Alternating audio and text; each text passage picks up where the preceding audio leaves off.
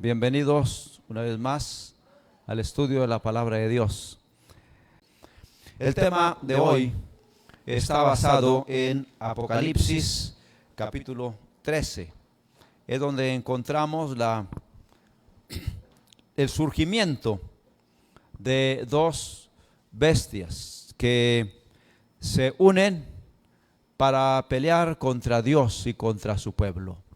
Quisiera señalar aquí que la expresión bestia no es en ningún momento denigrante ni ofensivo, como a veces se utiliza entre los muchachos, que para ofender a alguien pues le dicen con el nombre de alguna bestia, ¿no es cierto?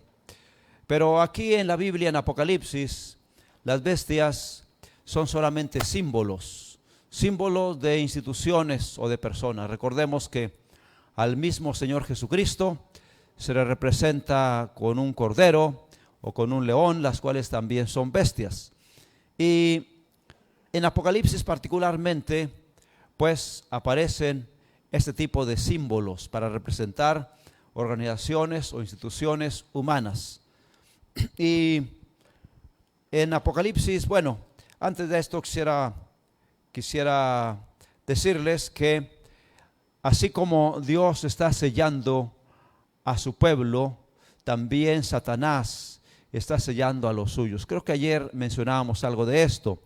Jesús sella en la frente a sus siervos, Apocalipsis 7:3, como vimos ayer. Satanás también sella en la frente o en la mano, Apocalipsis 13:16. En la frente les queda escrito el nombre de Dios a los sellados por parte de Dios, Apocalipsis 14:1. Y en la frente de los sellados por parte de Satanás queda también un nombre, Babilonia la Grande. En la frente de los sellados por parte de Dios, más bien los sellados por parte de Dios están delante del trono de Dios. Y los sellados por parte de Satanás beberán el vino de la ira de Dios, Apocalipsis 14:10. Los sellados por parte de Dios al final cantan un canto nuevo. Y los sellados por parte de Satanás serán atormentados con fuego y azufre. Esto nos presenta dos destinos diametralmente opuestos dependiendo del sello que recibamos. Por eso, según la palabra de Dios, según el Apocalipsis, es fundamental recibir el sello del Dios vivo para ser salvos. Quiero señalar que aunque todos los poderes de la tierra se unan para pelear contra Jesús, Jesús al final saldrá vencedor. Y quiero que veamos Apocalipsis 17. Allí está en la pantalla, 17:12 al 14. Pero podemos leerlo directamente de la palabra de Dios, donde se nos asegura el triunfo de Cristo Jesús, a quien Apocalipsis llama el Cordero. Dice a partir del versículo 12: y los 10 cuernos que has visto son 10 reyes que aún no han recibido reino, pero por una hora recibirán autoridad como reyes juntamente con la bestia. Estos tienen un mismo propósito y entregarán su poder y su autoridad a la bestia. Pelearán contra el Cordero y el Cordero los vencerá, porque Él es Señor de señores y Rey de reyes. Y los que están con Él son llamados y elegidos y fieles. Aquí vemos cómo los 10 cuernos, que son o representan los reinos de la tierra, los poderes terrenales, entregan su poder a la bestia, de la cual hablaremos hoy, y se juntan para pelear contra Cristo. Pero como dice el texto, el Cordero los vencerá, porque Él es Rey de reyes y Señor de señores. Y los que están con Él son ¿qué? Llamados, elegidos y fieles. Así que no importa cuán atacado pueda ser el cristianismo o cuán atacado pueda ser el pueblo de Dios, vale la pena perseverar y estar con Cristo hasta el final, porque Él saldrá vencedor. Ser llamados, elegidos y fieles. Y quiero decirles que todos nosotros somos llamados. Jesús declaró: muchos son llamados, pero pocos los escogidos. ¿Quiénes son los escogidos o elegidos? no es que Dios diga, tú sí, tú no, tú sí, tú no. No. Dios nos llama a todos y cada uno decide si se coloca entre los escogidos al responder al llamado de Dios. En este momento, Dios, como dice en otra parte, el Señor no quiere que ninguno perezca, sino que todos procedan al arrepentimiento. Si el Señor nos hace un llamado a todos, entonces todos tenemos la oportunidad de ser elegidos.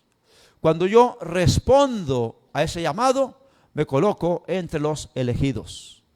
Y fieles, pues traté de perseverar, porque muchas veces respondemos al llamado de Dios y nos colocamos entre los escogidos, perdón, por la pantalla, no podemos ver mucho.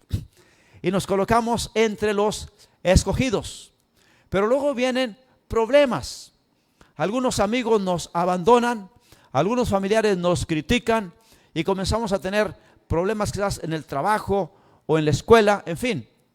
Y a veces esos obstáculos nos hacen retroceder, dar marcha atrás. Y aunque en algún momento respondimos y nos colocamos entre los elegidos, no perseveramos en la lucha hasta el final. Y entonces ya no estamos entre los fieles. Todos somos llamados, todos podemos responder para ser elegidos. Y el Señor quiere fortalecernos para que todos permanezcamos fieles hasta el final. Muy bien, vamos a Apocalipsis 13, los aliados de Satanás, porque allí nos presenta dos bestias luchando contra Dios y le he llamado pues los aliados de Satanás. Apocalipsis 13, ahí está en la pantalla parte del texto, comienza diciendo: me paré sobre la arena del mar y vi subir del mar una bestia que tenía 7 cabezas y 10 cuernos, y en sus cuernos 10 diademas, y sobre sus cabezas un nombre blasfemo. Continúa diciendo: y la bestia que vi era semejante a un leopardo, y sus pies como de oso, y su boca como boca de león. Y el dragón le dio su poder y su trono y grande autoridad. Más adelante dice: también se le dio boca que hablaba grandes cosas y blasfemias, y se le dio autoridad para actuar 42 meses. Y abrió su boca en blasfemias contra Dios, para blasfemar de su nombre, de su tabernáculo y de los que moran en el cielo. Y se le permitió hacer guerra contra los santos y vencerlos. También se le dio autoridad sobre toda tribu, pueblo, lengua y nación. Y la adoraron todos los moradores de la tierra, cuyos nombres no estaban escritos en el libro de la vida del Cordero, que fue inmolado desde el principio del mundo. Ya por lo que ahí leemos, sabemos que esta primera bestia que surge del mar, que tenía 7 cabezas y 10 cuernos y un nombre blasfemo, es enemigo de Dios, porque blasfemó contra Dios, de su trono, de su tabernáculo y de los que moran en el cielo. Y también hizo guerra contra el pueblo de Dios, llamados aquí los santos, y se le dio autoridad, se le permitió ejercer autoridad durante un periodo determinado, 42 meses dice allí. Y ahorita vamos a ver qué implica eso. Y la adoraron aquellos que no están inscritos en el libro de la vida del Cordero. La adoraron aquellos que no están con Dios, que no están con el Cordero, aquellos cuyos nombres no estaban inscritos en el libro de la vida del Cordero. ¿A quién representa este poder o esta organización? Tenemos 5 marcas de identificación para ver a quién representa esta bestia que surge del mar, que tiene 7 cabezas y 10 cuernos. En primer lugar, surge del mar.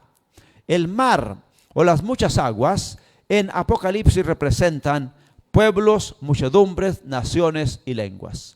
Apocalipsis capítulo 17 y versículo 15 así lo explica. O sea que el mismo Apocalipsis nos da la interpretación de los símbolos. Así como cuando hablamos del caballo blanco.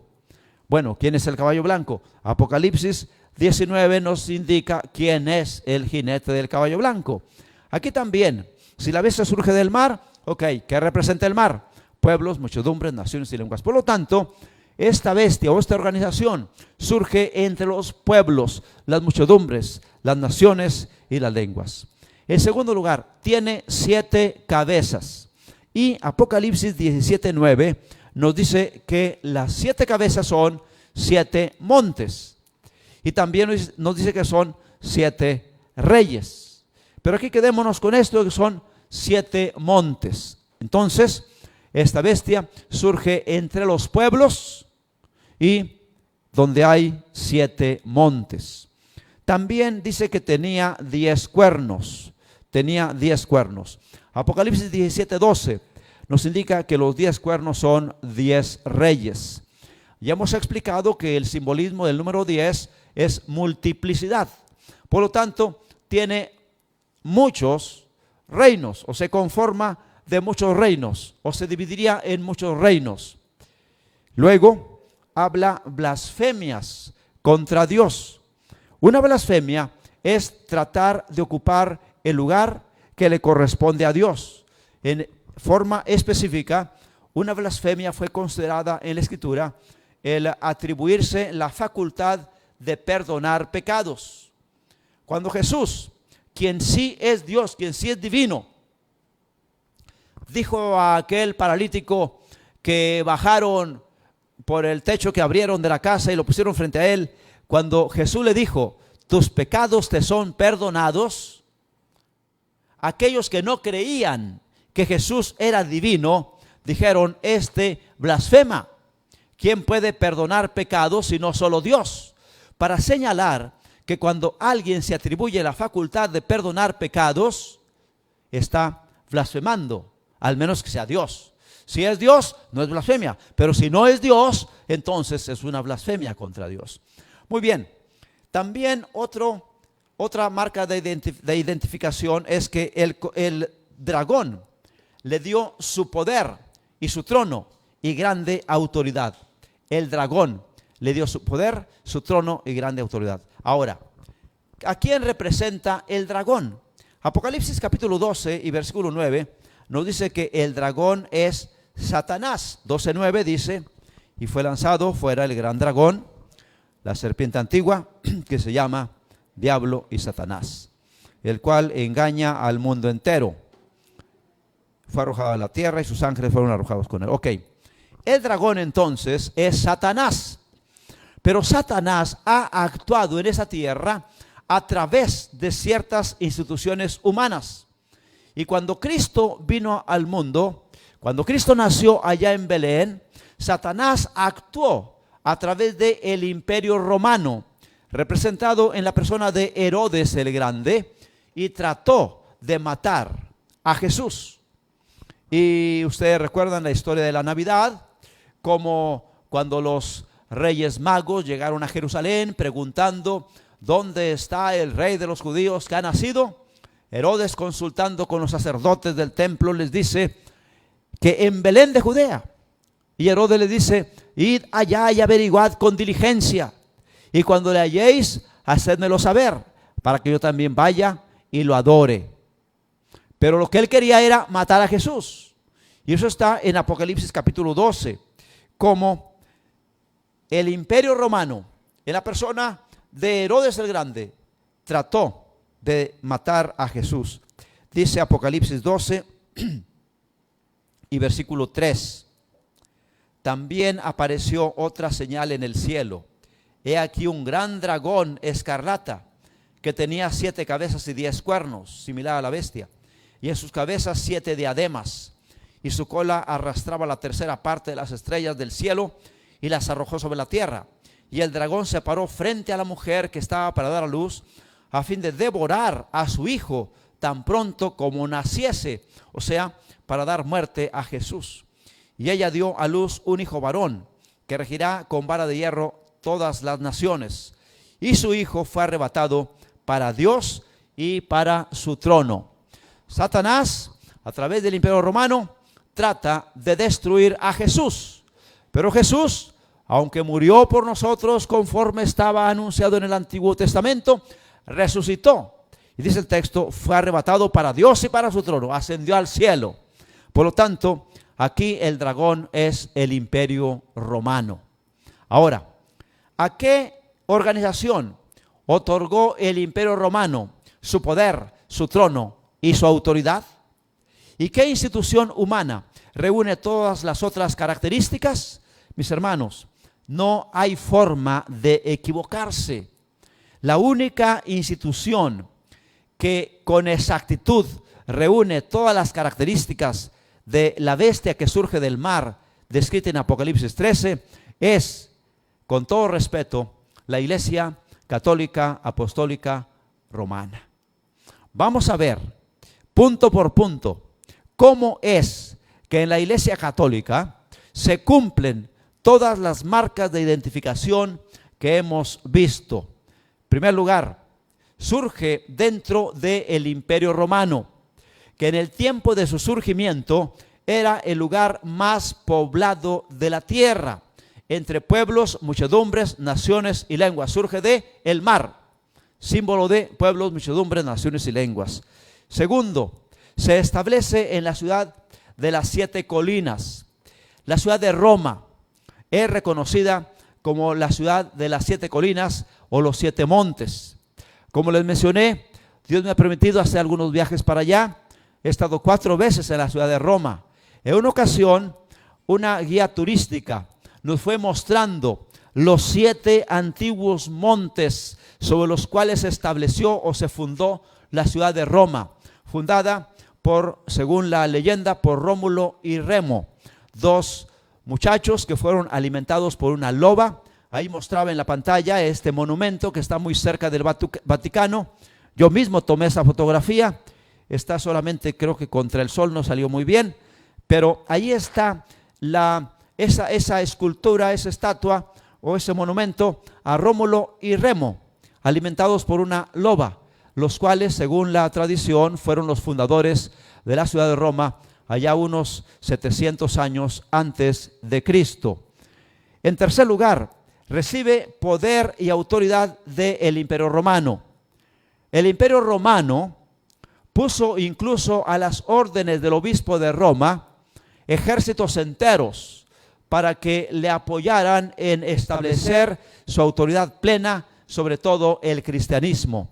Porque quiero decirles que antes de que la Iglesia Católica o el obispo de Roma o el Papa tuviera autoridad sobre toda la cristiandad, había varios centros de cristianismo con sus obispos, los cuales tenían la misma importancia. Por ejemplo, en Jerusalén había un obispo. En Antioquía, que fue el segundo centro en importancia del cristianismo, otro obispo. En Cartago, un lugar allá al norte de África, había otro. En Constantinopla, la capital del Imperio Romano de Oriente, había otro. Y en Roma había otro. 5 obispados. Pero el emperador romano Justiniano dio la orden de que el obispo de Roma fuera la cabeza visible, fuera el obispo sobre toda la cristiandad. O sea, que el obispo de Roma ejerciera la autoridad total, que se constituyera en el Papa. Y en esa forma el Imperio Romano le dio autoridad, le dio su trono al establecerse ahí mismo en Roma. Y bueno, algunos historiadores señalan incluso que le dio su trono al trasladar el trono o la capital del imperio a Constantinopla. Después se llamó Bizancio y hoy es la ciudad de Estambul, que está en Turquía. Allí fue la capital del Imperio Romano de Oriente. Y el emperador de Occidente, allí en Roma, poco a poco fue debilitándose. Llegó el momento cuando el Papa tenía más autoridad que el mismo emperador de Roma. Le dio poder, autoridad y gran autoridad. Se atribuye la facultad de perdonar pecados. Miren, allí ustedes alcanzan a ver, no sé qué tan claro se vea, ok, sí, más o menos se ve bien. Y esos muebles, cubículos de madera, de cedro, muy bonito allí, son confesionarios. dentro de cada uno de esos cubículos está un sacerdote.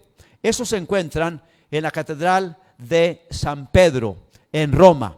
Esa fotografía fue tomada por mi esposa y está allí una señora arrodillada. ¿Qué está haciendo? Confesándose. Dentro del confesionario hay un sacerdote quien escucha toda la confesión y al terminar pronuncia las palabras: ego te absolvo. Y ego te absolvo en español es yo te absuelvo, o sea, yo te libero de culpa, o en pocas palabras, yo te perdono. Pero es un ser humano, por más sacerdote que esté, o por más que esté en la Catedral de San Pedro. Y eso yo lo escuché directamente, o sea, nadie me lo contó, vaya. Eso, mis hermanos, está ocurriendo. Además, otras características confirmatorias. Dice el texto, se le dio poder para actuar 42 meses. Esto está en el versículo 3, Apocalipsis 13, permítame, 13:3. Oh, bueno, ahí está lo de la herida de muerte. Creo que es el 5, 13:5. También se le dio boca que hablaba grandes cosas y blasfemias, y se le dio autoridad para actuar 42 meses. 42 meses equivale a 3 años y medio. Y este periodo de tiempo, miren, por cierto, ese periodo de tiempo en la Biblia aparece 7 veces. 7 veces. Y cuando algo en la Biblia está 7 veces, es que se va a cumplir con exactitud. El 7 es el símbolo de lo perfecto, lo completo. Y 7 veces aparece ese periodo de tiempo. Aparece en días, en meses y en años. 42 meses. El mes civil se considera de 30 días, en términos generales. Por lo tanto, ustedes multiplican 42, que son 42 meses, por 30 y les va a dar 1260 días. Que en profecía, un día equivale a un año. Por lo tanto, aquí estamos hablando de un periodo de 1260 años. También el periodo está en meses, 42 meses. Vamos a leer, este periodo dije está 7 veces, 5 veces en Apocalipsis y 2 en el libro de Daniel. Leamos rápidamente, si tienen sus Biblias a la mano, a lo menos las 5 veces que aparece en Apocalipsis, para no tener que ir al libro de Daniel. Pero primera, Apocalipsis 11, versículo 2. Pero el patio que está fuera del templo, déjalo aparte y no lo midas, porque ha sido entregado a los gentiles, y estos hollarán la santa ciudad 42 meses. Ahí está en meses, tiempo cuando los gentiles hollarían la santa ciudad del pueblo de Dios.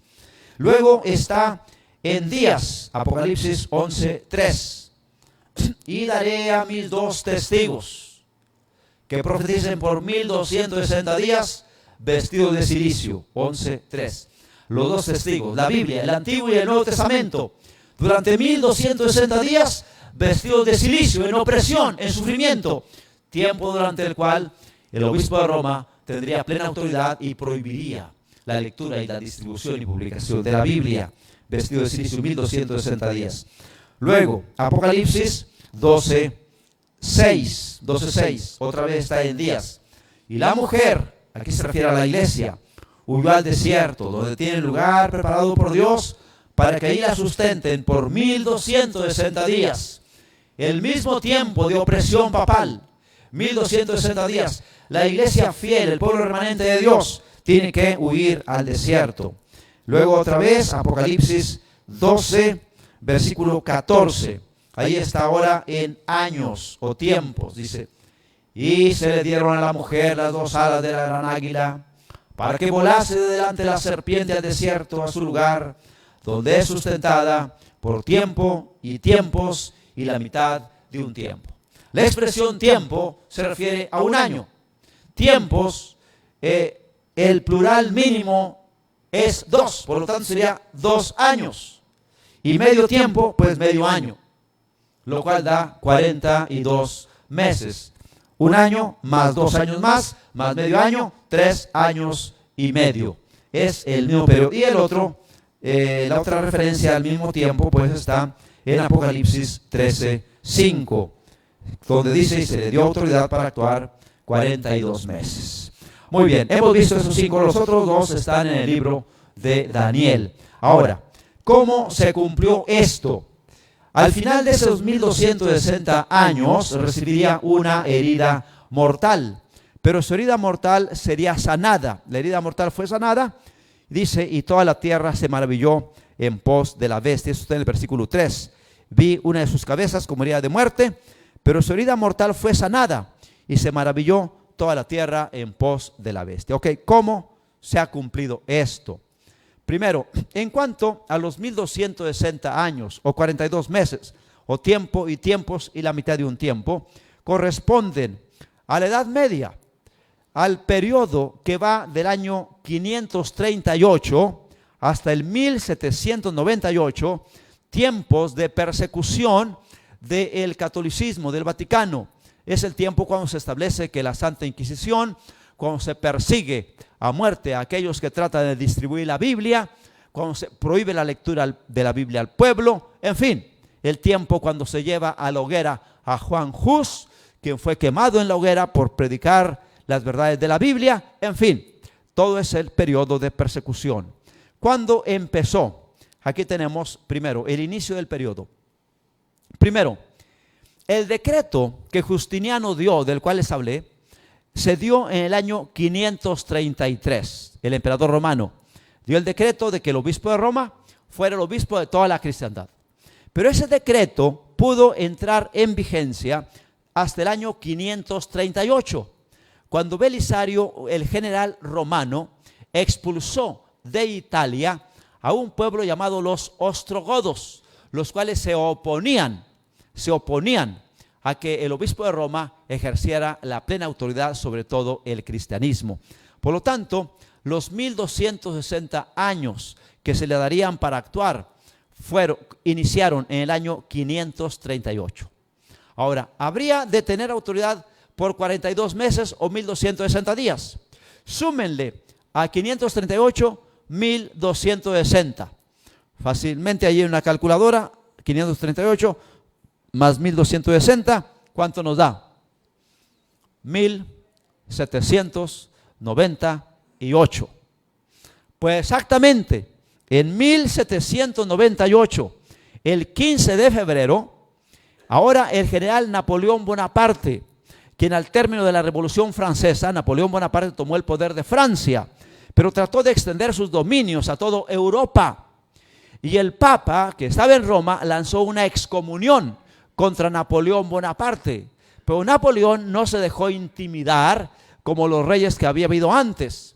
Napoleón no se dejó intimidar y pidió al general francés, que ya estaba en Italia, que entrara a la ciudad del Vaticano y tomara preso al Papa. Esto ocurrió exactamente el 15 de febrero de 1798. El Papa en ese tiempo era el Papa Pío VI. Y el general Alejandro Berthier tomó prisionero al Papa Pío VI y declaró terminado su poder. Esto ocurrió en una ceremonia que el Papa estaba realizando en la Capilla Sixtina, celebrando 23 años de su coronación. O sea, el Papa celebraba su 23 aniversario como Papa, y en ese mismo día entraron los ejércitos franceses y lo declararon prisionero de Francia. Lo llevaron hasta Francia, de Roma a Francia, y allá estuvo un año. Al año siguiente murió. El Papa Pío VI murió en el año 1799, un año después de ser tomado prisionero por los franceses. Y miren, justamente allí en la Basílica de San Pedro, que es la iglesia más importante de la Iglesia Católica, hay una lápida gigantesca en donde están los nombres de todos los papas que están allí sepultados. Y yo supe que este Papa Pío VI fue después, sus restos fueron llevados de Francia a Roma y está sepultado allí. Pues una de las ocasiones que estuve en este lugar, me puse a ver la lista de los papas que están ahí sepultados. Y está el nombre del papa y el año de su muerte. y allí está. En italiano, bueno, en latín dice Pius, Papa Pius VI, 1799, justo como la historia lo registra. Eso no, son hechos históricos que no pueden negarse. En esa forma se cumplió con el Vaticano los 1260 años de supremacía y hubo esta herida mortal. Pero bueno, aquí está lo que decía el edicto de Justiniano, que hacía que el obispo de Roma fuera el obispo de toda la cristiandad. Este edicto fue dado en el año 533, pero no fue hasta después de la caída de los ostrogodos en el 538 que se pudo poner en vigor.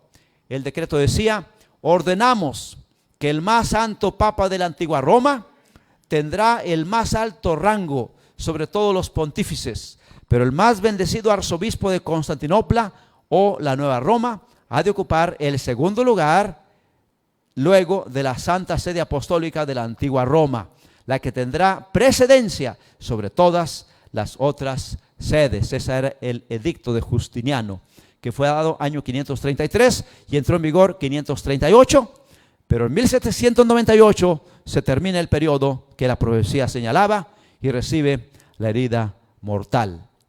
Pero esa herida mortal recibida de los franceses fue o ha estado siendo sanada gradualmente.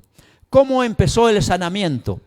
Eso fue ya a principios del siglo pasado, 1929, con lo que en la historia se conoce como el Tratado de Letrán. Un tratado o un convenio hecho ahora entre el Papa Pío XI y Benito Mussolini. Benito Mussolini, el país de Italia después de la Primera Guerra Mundial queda como un país comunista, Por cierto, en la Segunda Guerra Mundial estaba aliado con Alemania.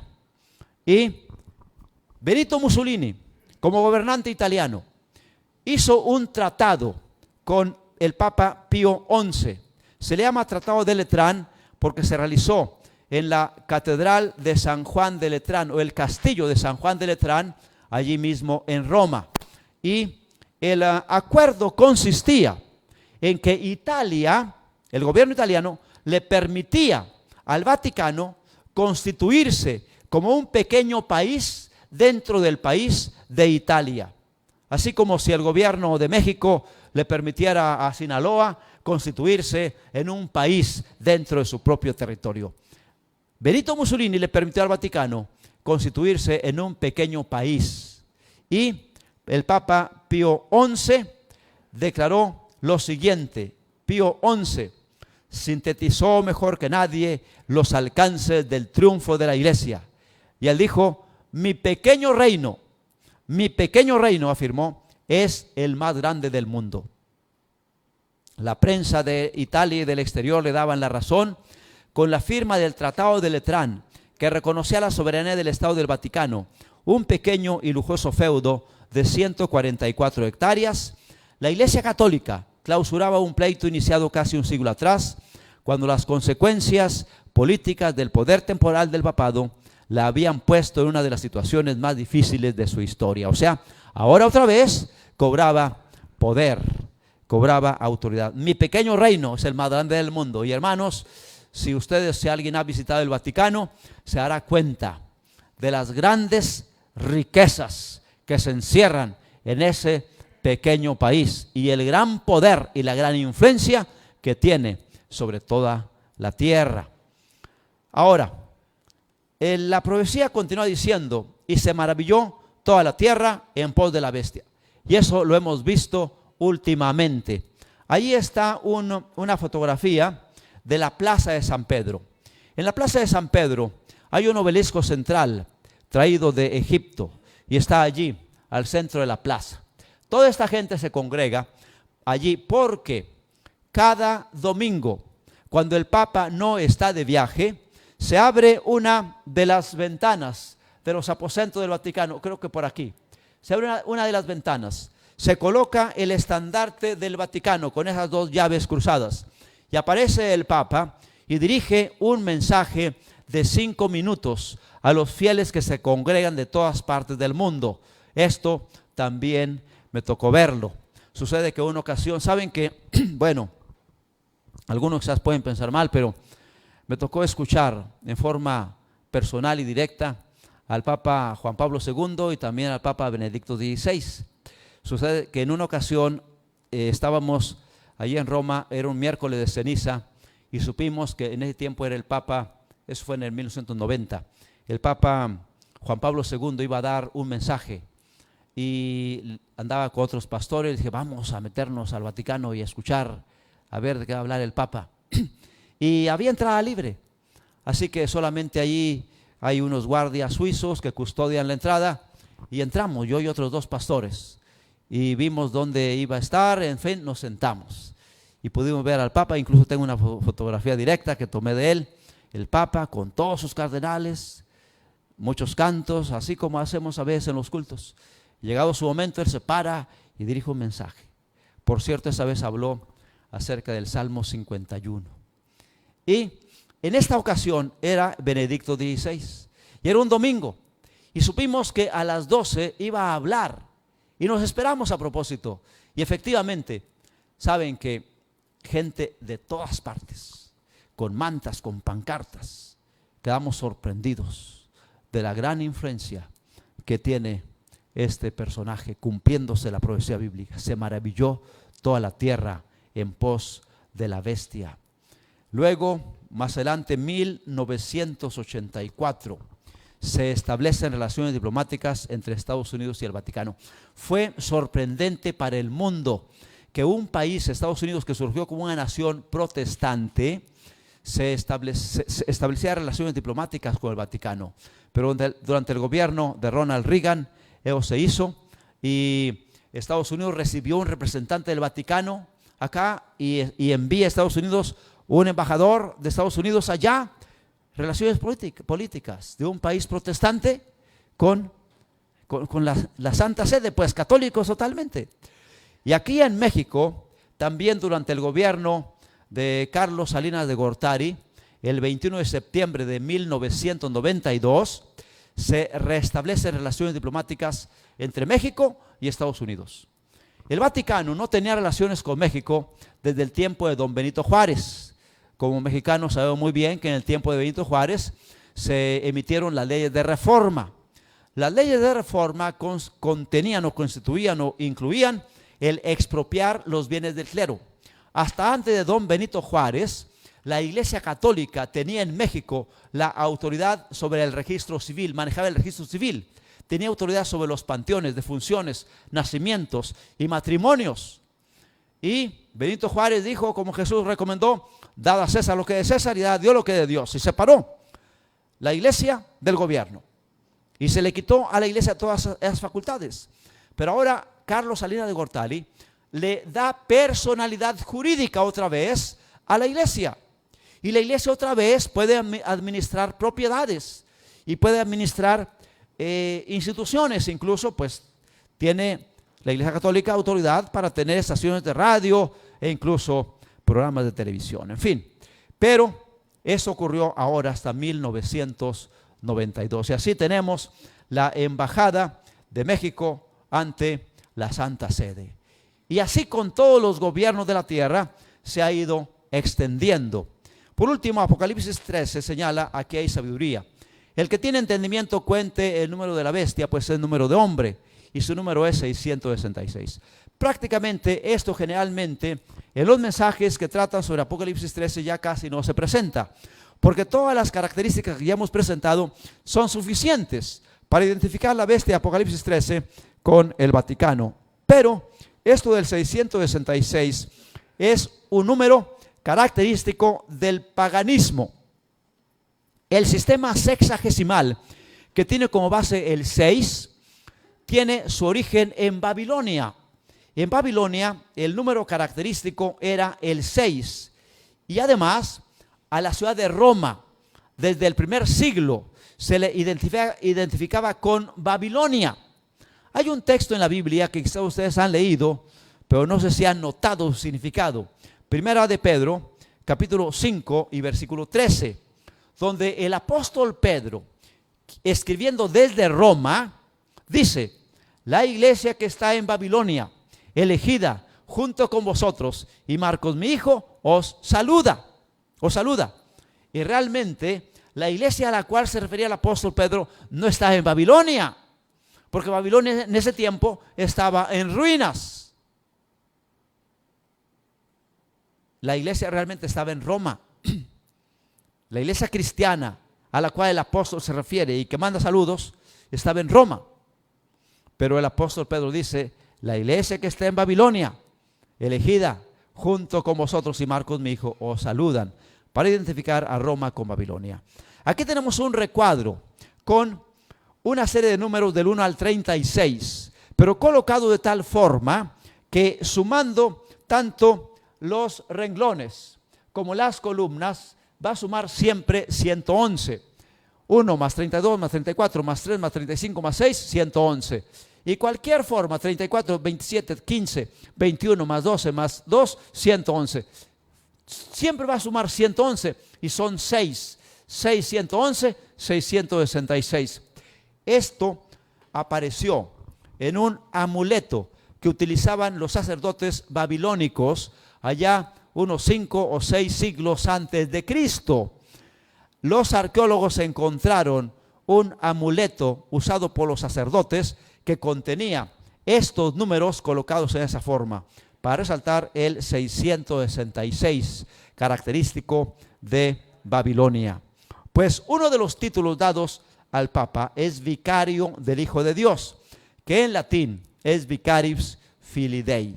Como todos sabemos, se enseñan los números romanos, y los números romanos son letras que tienen valor numérico. Pues sumando esto, Vicarius Filii Dei, que significa vicario del Hijo de Dios, un título que el mismo catolicismo ha dado al Papa, encontramos que Vicarius Filii Dei suma exactamente 666. Vicarius Filii Dei.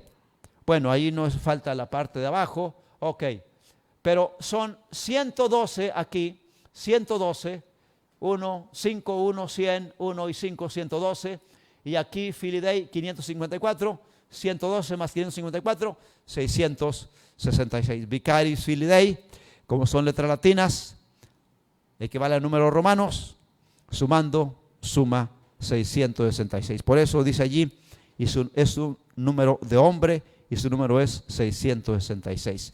Pero esto viene pues solamente ya como algo extra, pero todo está confirmado con la historia y los hechos que hemos visto. Luego se nos presenta aquí una segunda bestia que subía de la tierra, que tenía 2 cuernos semejantes a los de un cordero, pero hablaba como dragón. Esta segunda bestia representa Estados Unidos de Norteamérica. ¿Por qué afirmamos esto? Por las siguientes razones. Sube de la tierra, a diferencia de la primera que sube del mar. Estados Unidos estaba prácticamente despoblado o muy poco poblado. Quiero decirles que mientras los españoles, cuando vinieron y conquistaron México, se encontraron con muchos grupos y muchos pueblos nativos que les hicieron frente, a los que ellos llamaron indios, porque pensaban que se habían encontrado con India, con las indias que buscaban. Llamaron indios, que de indios realmente no tenía nada. Éramos mexicanos, nativos de México. Los norteamericanos no se encontraron con esa oposición. Los norteamericanos se establecieron por personas que venían de Europa. Llegaron a las costas de Norteamérica y se establecieron libremente. Por eso dice que esta bestia surge de la tierra, un lugar poco poblado. Tenía cuernos semejantes a los de un cordero. El cordero representa a Jesús. El cristianismo, por lo tanto, se relaciona con una nación cristiana. Pero hablaba como dragón, lo cual indica que con el tiempo dejaría los principios cristianos y se uniría con Satanás, haría alianza con Satanás, el dragón. La nación norteamericana fue fundada o tiene sus inicios con la llegada de los padres peregrinos a las costas de Norteamérica. Venían de Inglaterra a la Nueva Inglaterra en una embarcación llamado el Mayflower, Flor de Mayo. Llegaron en el año 1620, 112 pasajeros para establecer una iglesia sin papa y un imperio sin rey. O sea que esa segunda bestia surge de la tierra, surge como cristiana en un lugar poco poblado y con el tiempo cambia. Tenía cuernos como de cordero, pero hablaba como dragón. Ahí están las tres características fundamentales de esta nación. También dice que esta bestia se uniría con la primera, haría alianza, dice, ejerce toda la autoridad de la primera bestia en presencia de ella, y hace que la tierra y los moradores de ella adoren a la primera bestia cuya herida mortal fue sanada. O sea, Estados Unidos se une con el Vaticano y hace que se adore a la primera bestia cuya herida mortal fue sanada. ¿Quién iba a pensar que una nación protestante, Estados Unidos, se uniría con un poder católico? Sin embargo, eso está ocurriendo y está todavía por terminar de cumplirse. De modo que las dos bestias, el Vaticano y Estados Unidos, se unen para hacer una imagen de la primera bestia. Esta imagen es la unión del poder político y religioso que impone la marca de la bestia, que es la observancia del domingo. ¿Por qué se llama imagen de la bestia? Porque la bestia originalmente fue la unión del poder político del Imperio Romano con el Vaticano. Y así, al unirse el poder político de Roma con el poder religioso, se impusieron leyes dominicales. El mismo emperador Constantino, quien declaró cristiano todo el imperio, impuso las primeras leyes dominicales. Así ocurrirá también ahora, solo que en lugar del Imperio Romano será Estados Unidos, quien se unirá con el Vaticano también para imponer leyes dominicales, obligando a todo el pueblo, a todo el mundo, a que se observe el domingo como día de reposo. El Vaticano más Estados Unidos se unen para hacer una imagen de la bestia, estableciendo leyes dominicales. La unión de un poder político y un poder religioso para establecer leyes religiosas. Se impone la observancia del domingo como día de reposo, el falso día de reposo, la marca de la autoridad de Roma, porque los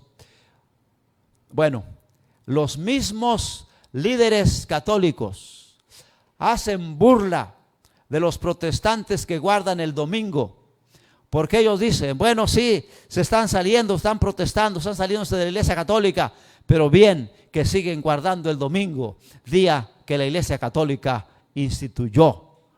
Y tristemente, muchos evangélicos continúan guardando el domingo y con esto están reconociendo la autoridad de la iglesia católica. Pero la Biblia continúa presentando al sábado como la señal entre Dios y su pueblo. A través del Antiguo Testamento, el sábado era una señal entre Dios y su pueblo. Y podemos leer algunos pasajes, por ejemplo, Éxodo, a ver por qué no avanza ahora, Éxodo 20:12, si me avanzan por favor.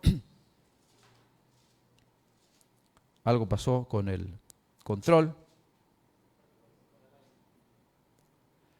Ahí está, Éxodo 20:12. También les di mis sábados, que fuesen por señal, la anterior, que fuesen por señal entre mí y ellos, para que supiesen que yo soy Jehová, que los santifico.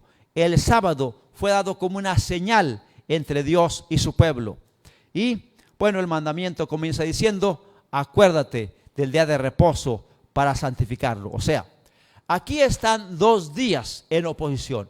Por un lado, el sábado, que conmemora la creación, que Dios, el Creador, hizo todo en 6 días y el séptimo reposó. Y por otro lado, el domingo, que es una señal de autoridad de Roma, una señal de que la iglesia tiene autoridad terrenal, pero no puede cambiar la palabra de Dios. Ahí este pasaje, al decir una señal, presenta al sábado como una marca de identificación del pueblo de Dios. Ahí están dos figuras, sello de Dios, sábado, marca de la bestia, el domingo. Y el domingo como una falsa institución o una institución copiada del paganismo en oposición al día de reposo, sábado, que conmemora la creación. Porque en el séptimo día Dios lo reposó, Dios lo bendijo y Dios lo santificó. La gente puede decir, es que todos los días son iguales. Bueno, todos son iguales porque todos son de 24 horas. Pero el día sábado, desde la creación, Dios lo bendijo, lo santificó y lo reposó. Y algunos dicen, no, pero es que es el sábado judío. No, el sábado no fue dado a los judíos, fue dado a la raza humana, a nuestros primeros padres, a Adán y Eva, cuando no había todavía ningún judío. El sábado fue dado a la raza humana como un día de reposo y debiera permanecer como un monumento que conmemora que hay un Dios que creó todo en 6 días y el séptimo reposó. Por eso el mismo Cristo, el mismo Jesús, murió un viernes, terminando un viernes su obra de redención. El sábado reposó en la tumba y el domingo de mañana se levantó para continuar su labor. Aún Cristo en su muerte reposó el sábado. Y hermanos, permítanme concluir con una historia que me ocurrió en la Universidad Pontificia de México. Dije que iba a contar ese testimonio, tengo unos cuantos minutos para hacerlo. Miren, en los estudios que la Iglesia Adventista me ha permitido realizar, me permitieron también ir a estudiar a una universidad católica. Nosotros trabajamos en el ministerio en la Ciudad de México de 1983 a 1990. 7 años estuvimos en México dirigiendo la obra de evangelismo en la gran Ciudad de México. Pero pedí permiso a la Asociación Central para ir a estudiar por las mañanas a la Universidad Pontificia de México, una universidad donde llegan los sacerdotes para hacer cursos de posgrado. Y en una de las clases, porque bueno, mi propósito ayer era obtener una maestría en teología por parte de una universidad no adventista. Y recuerdo que en una de las clases, el profesor de la materia acostumbraba que se tuviera una oración al empezar la clase. Y cada día pedía a algunos de los padres que estaban tomando clase que tuviera una oración. Y después se colocaba en pie, tenía algún rezo como acostumbran los católicos. Claro, yo con todo respeto pues solo escuchaba y todo, porque pues estaba allí entre puros católicos. Pero en esta ocasión, el profesor le pidió a un compañero que estaba a mi lado, estaba a mi mano derecha. Yo estaba sentado en la primera fila, eran pupitres individuales, estaba sentado en la primera fila, casi a la salida, y a mi mano derecha estaba un padre. Y el profesor le dice, ¿quisieras tú por favor tener la oración para empezar la clase? Y él como que no llevaba ganas de orar esa vez, él dijo como todo estudiante, ya ven que pues cuando uno es estudiante no importa qué edad o qué grados tenga, tiene el espíritu de estudiante. Y dice, no, yo paso, que ore mi compañero. Y me señaló a mí. El profesor, para no entrar en discusión, me dice, ¿quieres orar tú por favor? Dije, claro. Me puse de pie y pues yo hice una oración como oramos nosotros, ¿verdad? Pedí a Dios que nos ayudara a entender la clase, que dirigiera al profesor en la exposición, en fin. Y terminé diciendo en el nombre de Jesucristo, amén. Y me senté. Y el que no quiso orar, que estaba a mi lado, sorprendido, volteó a verme y dice, oye, ¿quién eres tú? Le dije, pues un estudiante como tú. No. ¿Por qué oraste así? ¿No eres católico? Le dije, mira, la clase ya está empezando. Después hablamos. Estaba desesperado porque terminara la clase. Tan pronto terminó, como estaba muy cerca de la puerta, se pone de pie y me dice, ven. ¿Quién eres tú? ¿Por qué oraste así? ¿Acaso no eres católico? Nunca pensó que entre un grupo de padres católicos tomando clase allí hubiera un pastor adventista. Y le dije, ¿de veras quieres saber quién soy? ¿Quién eres tú? Le dije, yo soy pastor de la iglesia adventista del séptimo día. Casi se va para atrás. Y entonces dijo, pero ¿cómo entraste aquí siendo adventista? Le dije, bueno, esto no es una iglesia, es una universidad y se supone que quien califique lo aceptan. ¿pero qué estudios tienen? Nosotros tenemos esto y que no sé qué, que licencia en teología. Le dije, bueno, pues yo tengo una licenciatura en teología y tengo también una maestría en teología por parte de una universidad norteamericana. Yo tenía una maestría de la Universidad Andrews y la licenciatura en teología de parte de Montemorelos. Así que tienen sus estudios, sí, sí. Pero ¿cómo es que te aceptaron? Pues mira, yo hablé aquí con el secretario académico, me pidió qué preparación tenía, presenté mis documentos, me dijo, deja que lo analice el consejo técnico y entonces damos una resolución. Pasaron unos 10 días, me mandaron una carta que estaba aceptado y yo allí tenía mi carta de aceptación. Dice, bueno, mira, está bien pues, ellos decidieron aceptar, está bien. Dice, aquí no vas a tener problemas, nada más, no hables ni del sábado, ni del 666, ni de la marca de la bestia. Y le dije, ¿y cómo sabes tú que nosotros tratamos esos temas? Me dice, mira, yo tengo primos que son adventistas del séptimo día, fieles guardadores del sábado. Dice, ¿tienes primos adventistas? Sí. Le dije, ¿y qué piensas tú respecto al día de reposo? Dice, pues el sábado. El sábado la Biblia lo dice claramente, el sábado es el día de reposo. Le dije, y si tú sabes que el sábado es el día de reposo, ¿por qué no lo enseñas en tu parroquia? Y me dijo, todavía tengo muy clara su imagen, dice, no te imaginas lo que sería cambiar 2000 años de tradición. No te imaginas lo que sería cambiar 2000 años de tradición. Pero entonces, como había hecho un poco de confianza, le dije, pero ¿cómo te atreves a enseñar tradiciones humanas en lugar de enseñar la palabra de Dios? Y me dice, mira, uno aquí se debe al sistema. Como te das cuenta, nos dan casa, nos dan estudio, nos dan carro y vivimos bien. Uno aquí se debe al sistema.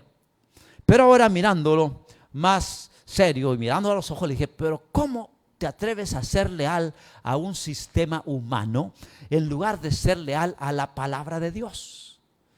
Y entonces, como si un poco acorralado, dice, mira, no me atormentes. Me acordé de aquellos endemoniados que le dijeron a Jesús, no nos atormentes antes de tiempo. Dice, mira, no me atormentes, tengo muchos conflictos, ayúdame, ayúdame, tengo muchas inquietudes. Claro, en lo que puede ayudarte. Dice, ¿tú conoces de Biblia? Pues he estudiado algo. Y entonces ya ni entramos a la otra clase, me metió en un salón, agarró un cuaderno, en ese tiempo no usábamos computadora para clases, tomó un cuaderno y anotó como 20 preguntas. ¿Qué sobre la Virgen María? Sobre la inspiración de la Biblia. Dice, ayúdame a resolver estas cuestiones. Claro, durante el semestre estuvimos hablando de esto.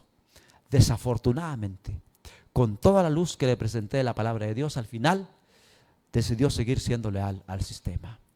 Pero hubo otro sacerdote que decidió renunciar al sistema y se bautizó en la iglesia central de la Ciudad de México. Si alguien conoce, está en Sadi Carnot número 12, en la colonia San Rafael. Ahí está la iglesia central. Yo presencié el bautismo de ese sacerdote y pidió a uno de los pastores de allí, al pastor Eleazar Cipriano, que lo acompañara a su iglesia, a su iglesia católica, porque él vivía allí en la casa pastoral, para recoger sus cosas. Tenía temor que alguien se hubiera dado cuenta que se bautizó como adventista. Retiró sus cosas y se fue a su tierra para llevar este mensaje a sus familiares. Y ahí yo pude ver cómo muchos son llamados y pocos son escogidos. Algunos, a pesar de toda la luz que brilla sobre ellos, deciden seguir el camino equivocado. ¿Y tú qué decidirás, mi querido hermano? ¿Serás leal a un sistema? ¿Cederás a las presiones? Yo quiero animarles, mis hermanos, a que no importa que se legisle clases en sábado o que te obliguen a trabajar en sábado, que te mantengas leal a la palabra de Dios. No importa que pierdas ventajas terrenales. Yo mismo perdí una carrera que estaba estudiando antes por guardar el sábado, pero quiero decirles que vale la pena servir a Dios y mantenernos fieles. Pelearán contra el Cordero, pero el Cordero los vencerá, y los que están con Él son llamados, elegidos y fieles. Quisieran, mis hermanos, colocarse entre los elegidos, respondiendo al llamado divino de estar de parte de Cristo Jesús y ser fieles al Señor en respetar el sábado del cuarto mandamiento. ¿Cuántos quisieran mantenerse fieles en este asunto? Que Dios nos ayude, mis hermanos. Quizás hay algunos que están comenzando con este propósito de guardar el sábado. Quiero decirles que al final de la historia será el punto decisivo entre si adoro a Dios o adoro a la bestia, a este poder enemigo. Pero yo les animo a que no solo nos coloquemos entre los elegidos, sino que perseveremos fieles hasta el fin.